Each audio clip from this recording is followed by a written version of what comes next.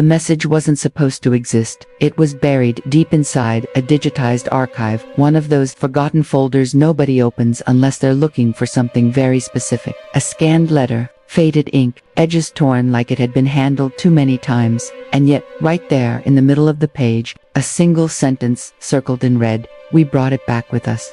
No name, no explanation. Just that dot. For centuries, people believed they knew where it came from. They pointed fingers, built stories, blamed an entire continent. But this letter, and what scientists would later find hidden inside human bones, suggested something far more disturbing. Because what if the truth had been walking among them the whole time? The first outbreak didn't just erupted. People described it like a curse. Bodies covered in lesions, faces disfigured, pain so intense it felt like their bones were burning from the inside out. Entire communities watched as friends and family transformed into something unrecognizable, and no one could explain why.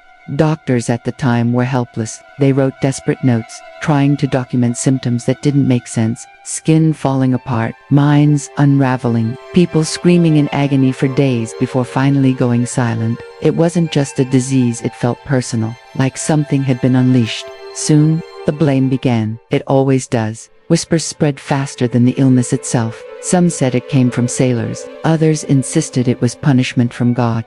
But one story took hold more than any other. The idea that it had been brought back from a distant land, carried across the ocean by explorers who didn't realize what they had unleashed. And once that story stuck, it became truth, or at least something close enough that no one questioned it. For hundreds of years, that version of events went unchallenged. History books repeated it, scholars defended it. Entire generations grew up believing that the origin of this disease was somewhere far away, somewhere other. A place easy to blame, a place that couldn't fight back. But buried beneath the surface of that certainty, there were inconsistencies, small ones at first. Strange descriptions in old medical texts that didn't quite align with the timeline everyone accepted. Mentions of symptoms appearing earlier than they should have. No one paid much attention until the bones started speaking.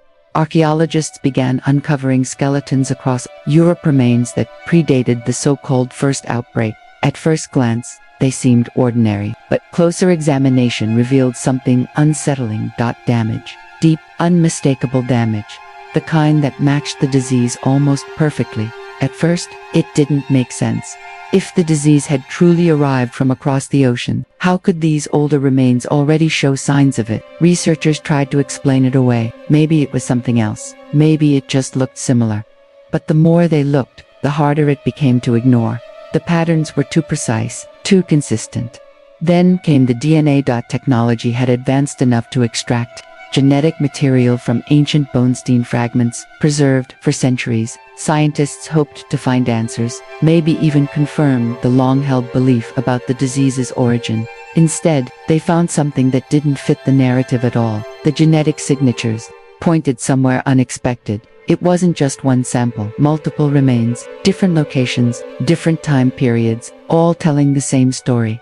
The disease, or something very closely related to it, had existed in Europe long before anyone thought it had arrived. Which meant one thing: the story everyone believed couldn't be true. But here's where it gets worse. Because it wasn't just about where it existed, it was about how it changed. The DNA revealed subtle differences and mutations that suggested the disease had evolved over time, slowly, quietly, right there, within the very population that claimed it came from somewhere else. It hadn't been imported, it had been transformed. That old letter suddenly made sense. We brought it back with us, not from across the ocean, but from something they already carried, something dormant, something misunderstood, something that, under the right conditions, became far more dangerous. They hadn't discovered it, they had triggered it. The truth had been hiding in plain sight for centuries. The disease people feared, the one that reshaped history, destroyed lives, and carried unimaginable stigma, was never solely the fault of some distant land. It had roots much closer to home. Europe hadn't just been a victim, it had been part of the origin. For 500 years, the blame traveled across oceans, attaching itself to stories that felt easier to believe. But the bones didn't lie. And neither did the DNA. Because sometimes, the most terrifying truth isn't what came from somewhere else. It's what was already there, waiting to be uncovered.